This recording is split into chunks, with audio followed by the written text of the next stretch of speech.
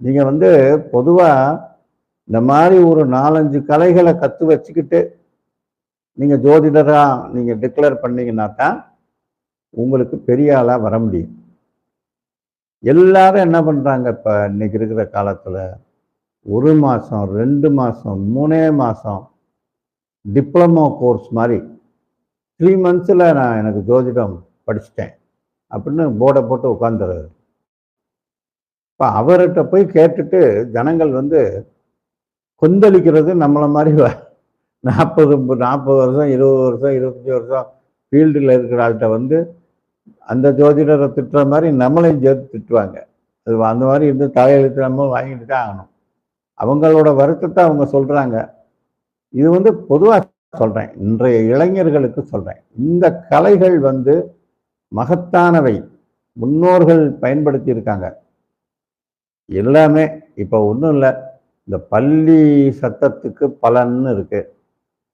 இந்த பள்ளி ஒரு தடவை கத்துனா இன்ன பலன், 2 தடவை கத்துனா இன்ன பலன், 3 தடவை கத்துனா இன்ன பலன்றத வரைக்கும் நீங்கள் வந்து கண்டுபிடிச்சிடலாம். டொக் அப்படின்னு ஒரு தடவை கத்துச்சுன்னா ஒரு தடவை கத்திருக்கு, ஓ இந்த பலன் அப்படின்னு 2 தடவை தட்டுச்சுன்னா சொல்லிடலாம்.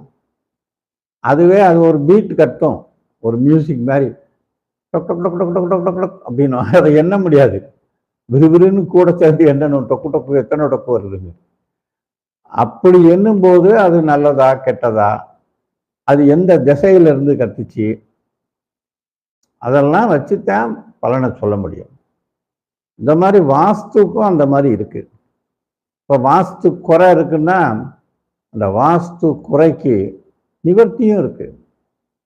என்னுடைய அனுபவத்தில் எத்தனையோ வாஸ்து சம்பந்தமான குறைகளை நான் வீடுகளுக்கு நிவர்த்தி பண்ணியிருக்கேன்.